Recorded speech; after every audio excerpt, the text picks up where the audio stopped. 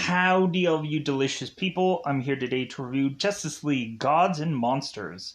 So, this was a fun kind of animated film to go into simply because it's an Elseworld kind of story where you kind of get like the Flashpoint paradoxes, or you end up getting these kind of, like especially Flash heavily dips into the Flash show, the live action show heavily dips into like Elseworld kind of things, where if certain people were villains or certain people were to become heroes, and so on and so forth. So with this movie, of course, instead of actually getting Clark Kent's Superman, Diana's Wonder Woman, or of course Bruce Wayne's Batman, we instead end up getting a large variety of characters instead. And it would honestly be interesting if we would have gotten to see, like, where in the world these other characters are to be. Where is Bruce Wayne right now? Where is, of course, Diana right now? But, oh well, like, it seems like we get some variations of some other characters that it's kind of interesting. We, of course, have Victor Freeze, who a lot of people would know him as Mr. Freeze. We have Ray Palmer, who, of course, is to be known as the Atom, but he doesn't become the Atom here, and so on and so forth. We have Lex Luthor in this animated movie, who is to be mostly focused here. And so we end up going on and having, like, familiar faces, but, like, set into a very vastly different world, where most of them don't even become who they're most known to be. So I kind of find that to be fascinating in this film, where instead of us getting a Bruce Wayne Batman, we end up having Michael C. Hall go on to play Kurt Langston, who is actually to be a vampire-like version of Batman. We, of course, have Becca, who is to be the daughter of the High Father, and is to be involved with characters like Orion and Darkseid and all of the gods of sorts. And we end up having, of course, a Superman that is to be grown as a test tube-like baby with the genes of both Lana, who is to be Jor-El's wife, and General Zod, because we end up going on and having General Zod creating havoc upon Krypton, but then is quick to have Jor-El quickly taken down, so that way General Zod can go on and leave his DNA for his offspring to be taken to a new world to be shown his might, and so on and so forth. So, but we have a lot of fun with this movie. The only thing that I am to, like, I wish that there was an even, like, bigger, grandiose, like, story with this. I really like how this movie seems a lot more violent than we are used to seeing. Like, we actually see blood in this film. We see, of course, the vampire sucking the life out of people, and much more carnage in the wake of this battle, and so on and so forth. A little bit more swearing.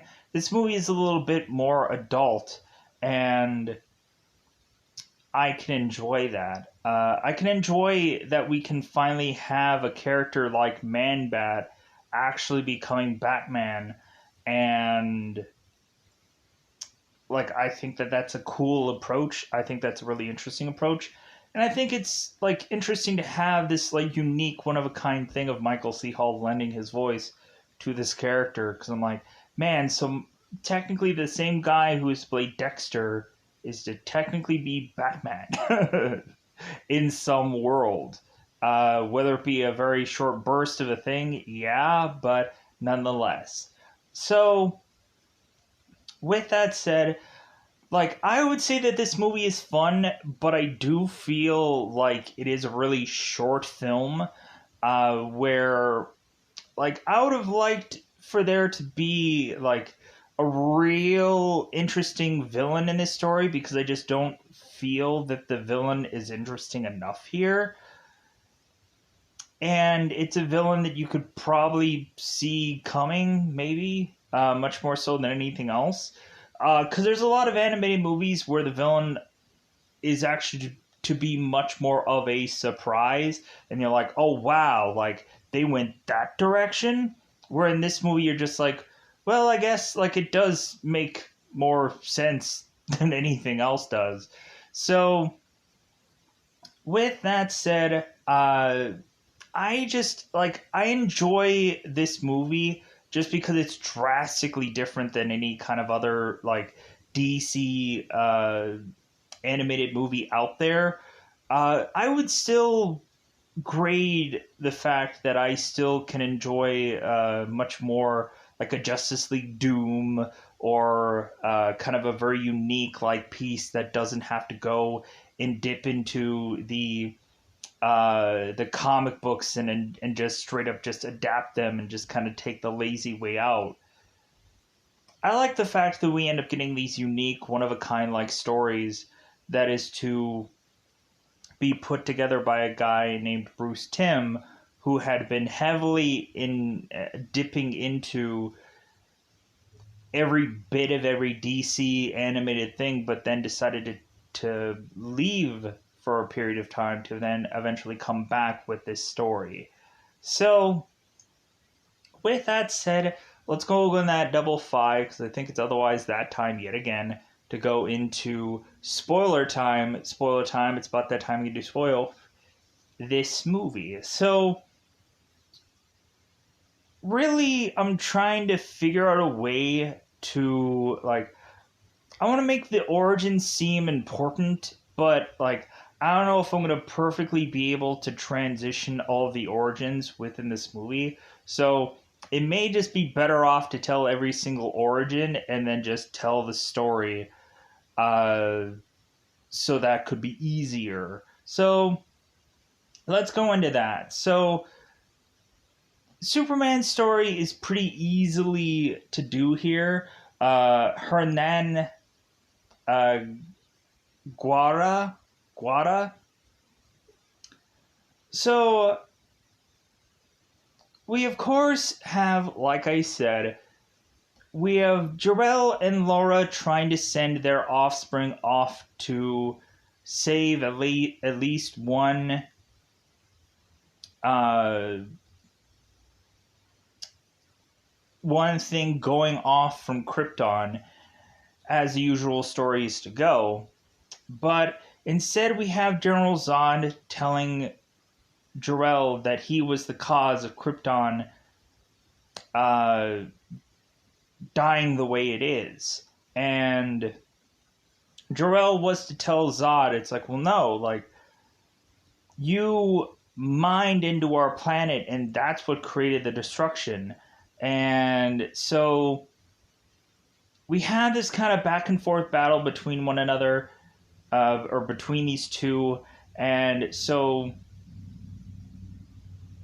Zod goes on and is to put his fingerprint upon this test tube baby that is to go off and make his way to planet Earth and go on to be on this spaceship that eventually he's going to have to recollect later on once Superman is to be taken by some Mexican immigrants that are to find his spaceship. So, Kirk Langston. Kirk Langston was to, of course, go to school with a guy named Will Magnus and a girl named Tina. So, it seems that Kurt and Tina kind of have this kind of will they, won't they kind of vibe happening to them. But it seems that when Kurt is to come into being sick having some kind of lymphoma or cancer.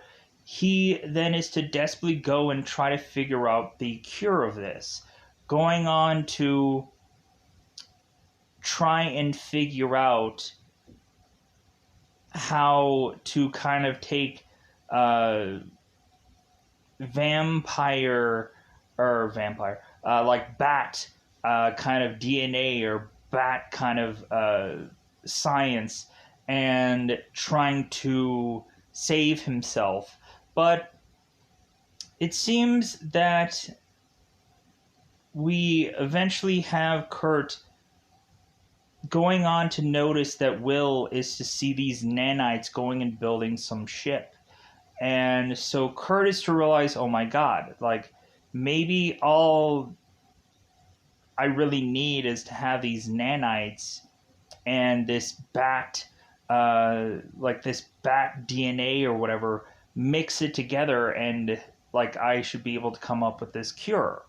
So Will goes and injects Kirk with this with this serum of sorts, and then of course he ends up becoming this vampire-like character that is to go and prowl the streets for blood, and eventually is to be found by Superman when he is going and eating rats in the streets.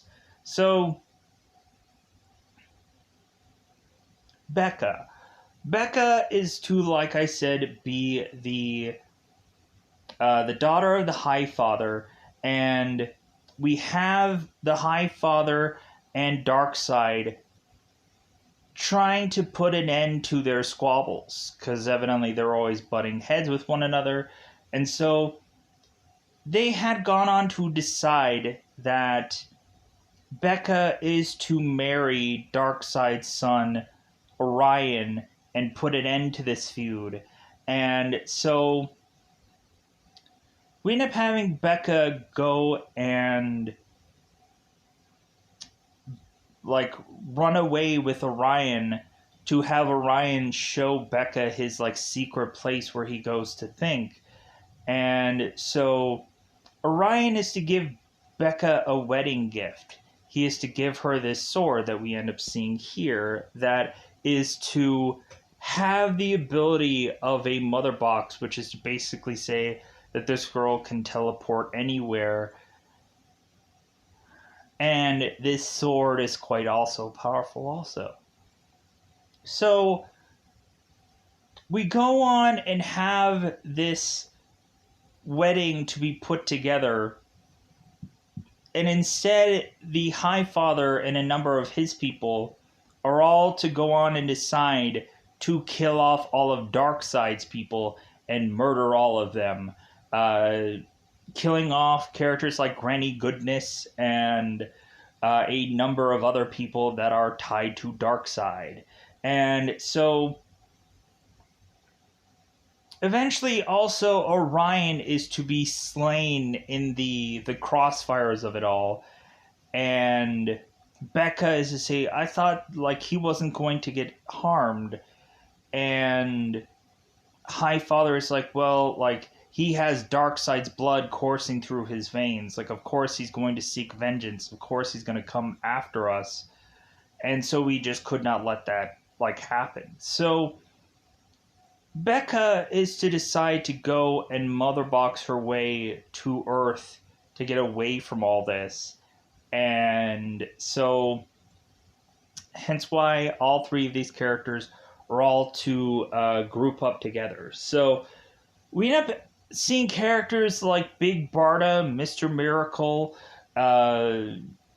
and like a bunch of just interesting characters. But not only that, we get like another story where we have to kind of rethink who certain characters are, like Victor Fries and Ray Palmer and of course Amanda Waller, who is now president in this movie. So also Victor Stone, Cyborg, is to supposedly be a much more younger variation of himself. So anyways, so we go on to this story, and so what ends up happening here is we seem to have some kind of androids or kind of a Mazo kind of like characters where they are to go and seemingly have like identical to similar powers as these Justice League members. And it seems like they're going on and killing all of these scientists off who were to be attached to some operation called Fair Play. And eventually Kurt is to find out about this. But let's back up a little bit. So we of course end up having Victor Freeze, who is in the Antarctic going and doing some scientific research, all of a sudden to have this version's Batman android appear, and we end up having this character going on and sucking the life or blood out of Victor Freeze. And the last thing we end up seeing is him like dropping his ID badge, which is to tell us that this is Mr. Freeze. And so I'm like, ooh, like this is kind of cool. So we then transition, and here's where we start to have the Justice League being aware of what's going on here. Once Ray Palmer is to go on and be shrinking his horses so that way he can go on and be able to give his wife Jean a horse stable without them having to really worry about the whole size of things, because Palmer is going to just change that, definitely. Like, also, like, easily being able to, like, take all the food and probably just massively have that huge so they can kind of just shrink down. So, man, they're going to save a ton of money on food for horses, and so on and so forth. So we have Ryan Cho, who's going on and talking to Ray Palmer, and then so Ray Palmer is to go on and drive off. So all of a sudden we end up having yet another of course android show up here, and this is to be of course the form of Becca, Wonder Woman. And so we end up finding that there are certain slices in Ray Palmer's car. Of course, Ray Palmer being known as the Atom here, but never becomes this in this movie. We end up finding there are sword slices that are to be very familiar to Wonder Woman's sword, but like it's not actually Wonder Woman doing this this thing here. Like we start to find that all these characters are starting to be framed for these murders.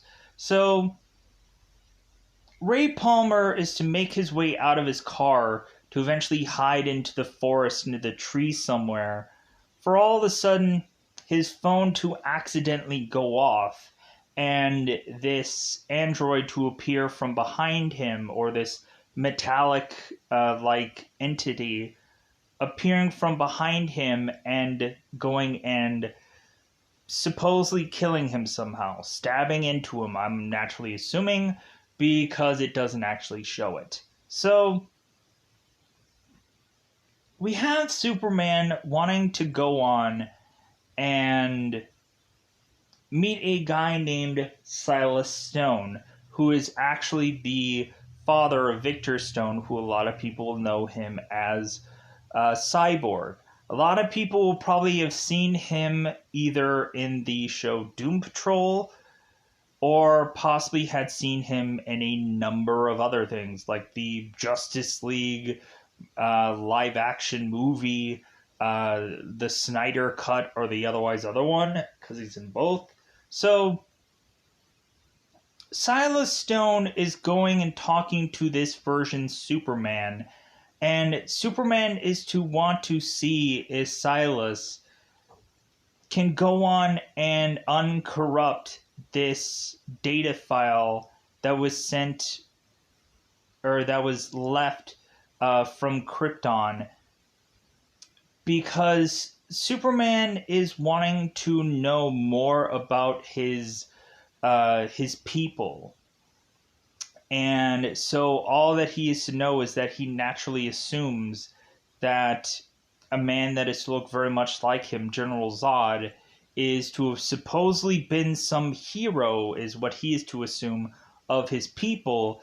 But we actually are to find out the opposite when finally Lex Luthor is to have the real recordings, and he ends up giving these recordings to Superman to then tell him, yeah, your father, villain of Krypton.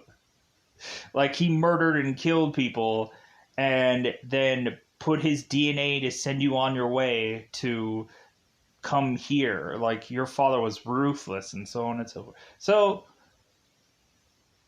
because Lex is to be able to have the uncorrupted data, and Lex is to come up with a ton of Kryptonian technology where he is to go on and create his own spaceship into Earth's orbit.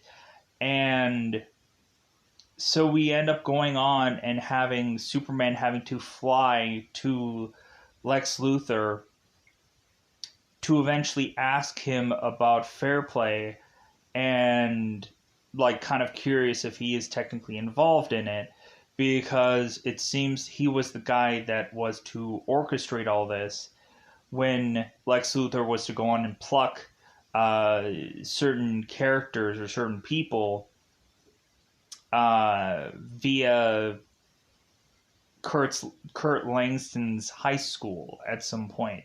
So we, of course, have Silas Stone, who is talking to his son Victor.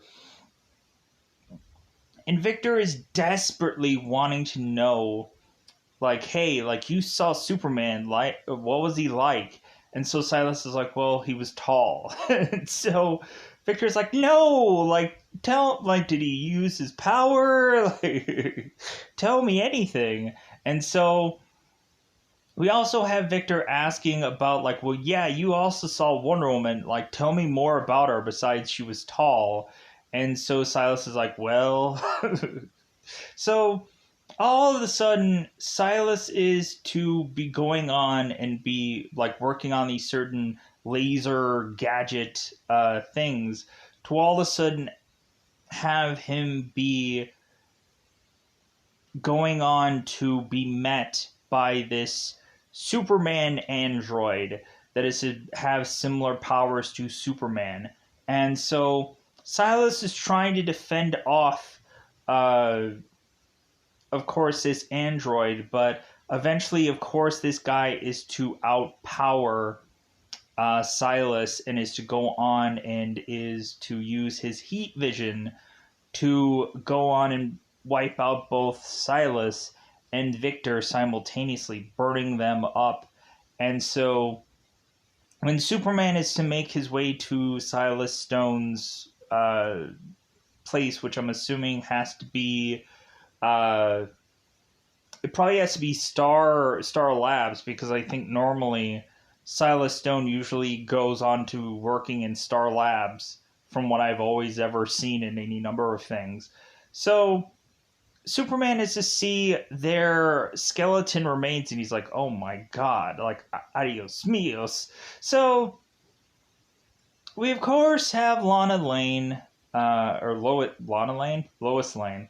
We, of course, have Lois Lane going and being, of course, Lois Lane, trying to go on and get this story.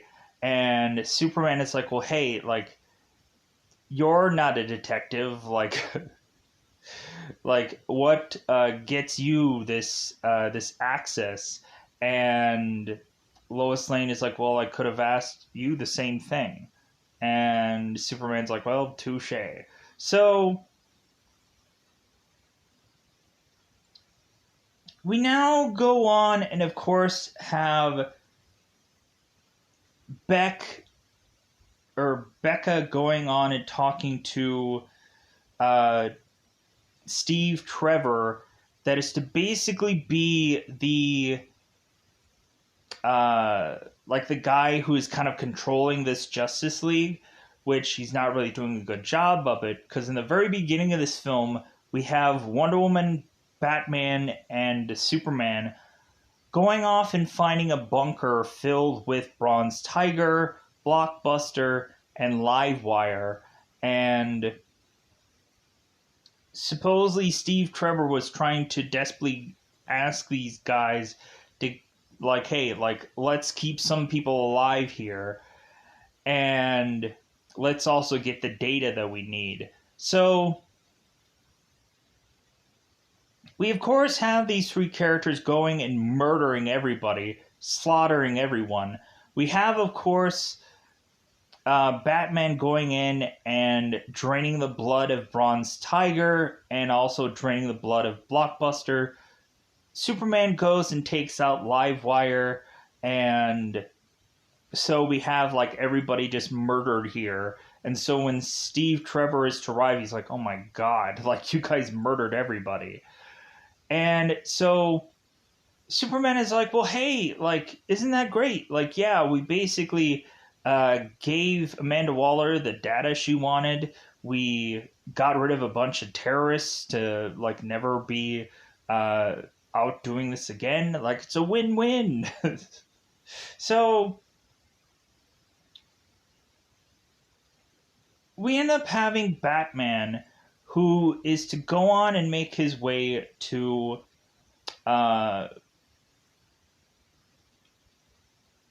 eventually find out about Project Fairplay, and is to go on, because he's to make the connection of all these scientists who are seemingly getting killed here, and he comes up with Project Fairplay, which he then goes and is to, of course, ask Will Magnus, who eventually is to create these meddled men, who is to be, like, we end up having characters like Platinum here. We, of course, have, like, Tin here, and we eventually go on and just have, like, certain other characters that Magnus has created eventually in certain other stories, but, like, we get very few here. So we go on, and we, of course, have Kurt going and talking to Magnus about Project Fairplay. And so we go on and have that, like, going nowhere. And so eventually Kurt is to re-meet up with Tina and just kind of like, talk about old times. And she, of course, is to touch Kurt. And Curtis mentions, it's like, well, hey, like, my skin may be cold, but my heart is warm. Like, just having it be that both Tina and Kurt were to have this relationship that was never really meant to be, and Tina just went on to marry Magnus,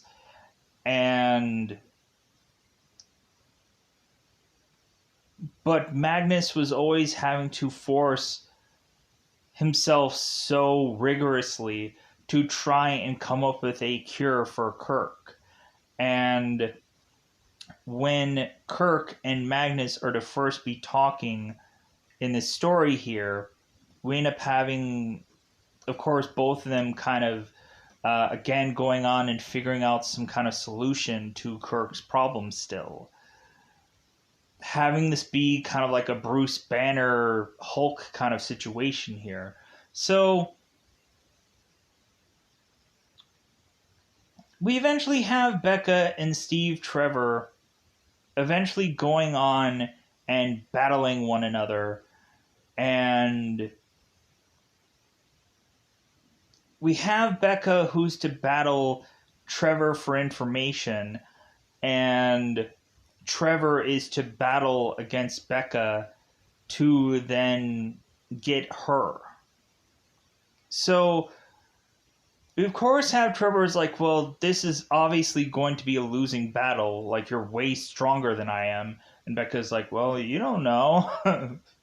So Becca, of course, is to have Trevor talk to her. And so Trevor is to use the fact that she used to have a lover.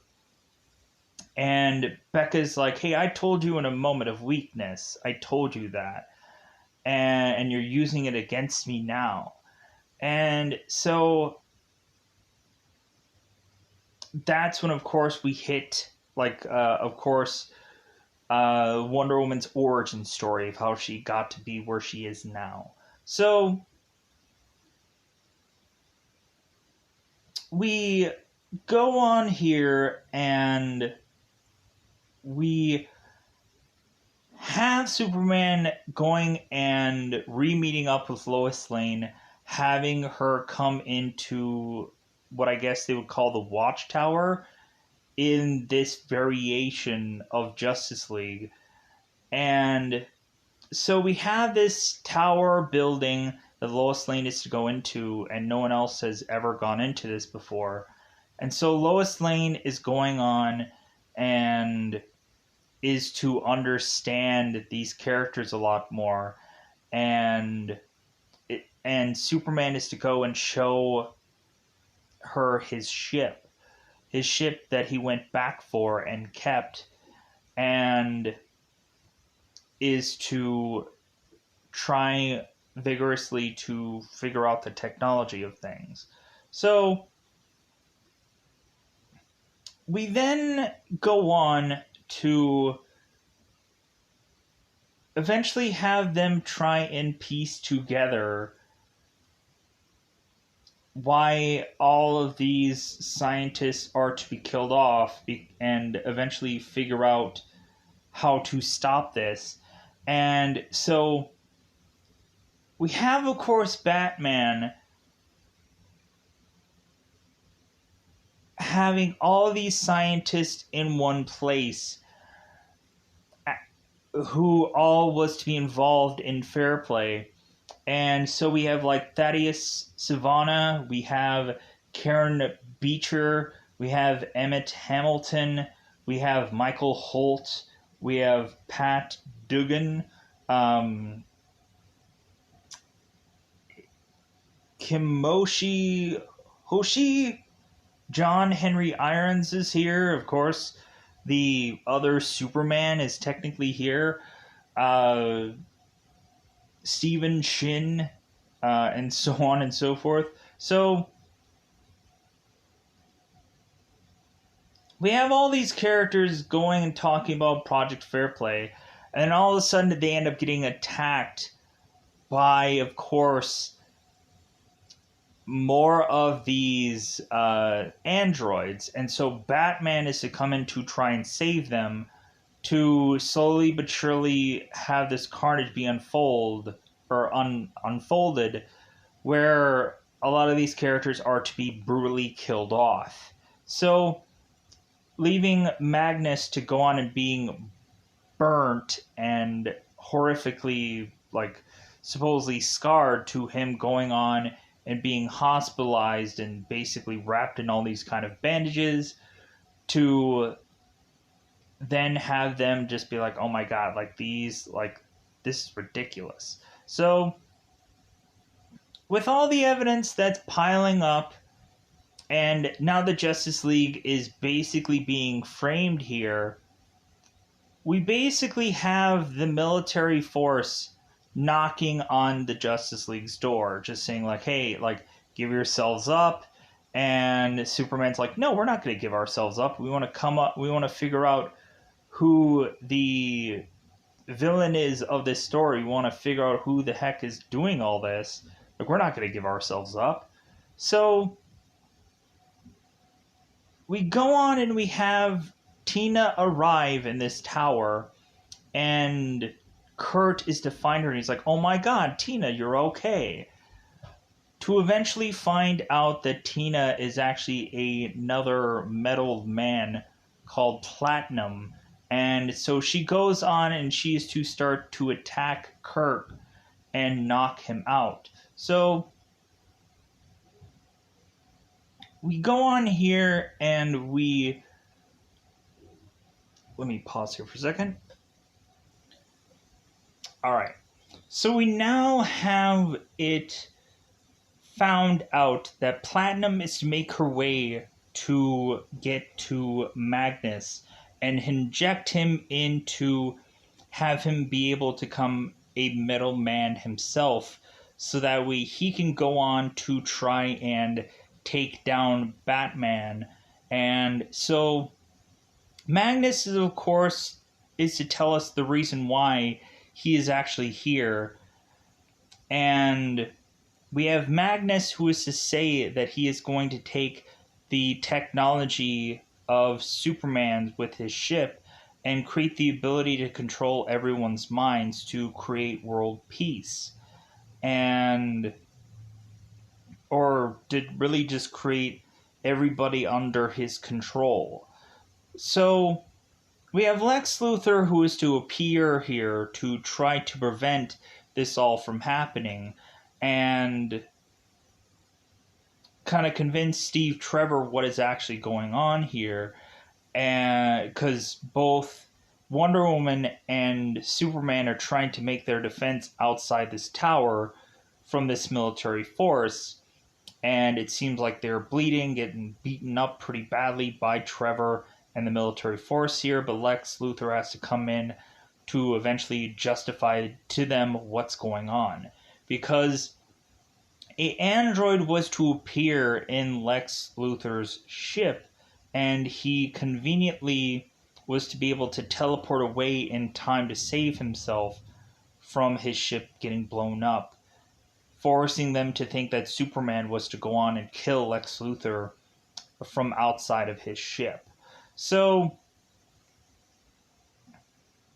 we end up going on, and we of course have Magnus telling his story of why he is the villain of this story with his metal men.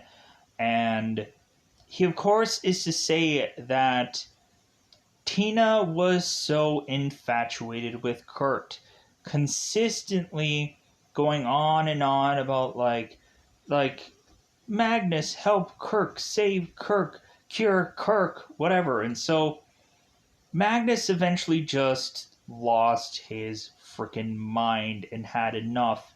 And Magnus, I guess, out of a fit of rage, beat Tina to death, sadly enough.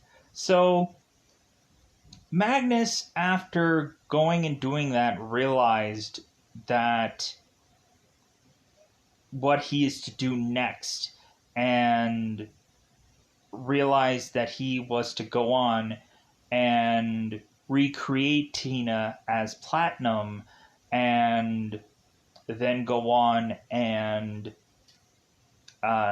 create this this kind of control upon these people. He had that weird eureka kind of moment. So we of course have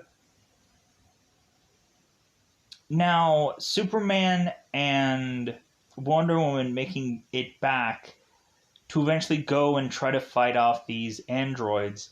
And it even gets to the point to where, of course, these androids are to all combine their powers to one big massive android to try and take down Wonder Woman and, of course, Superman.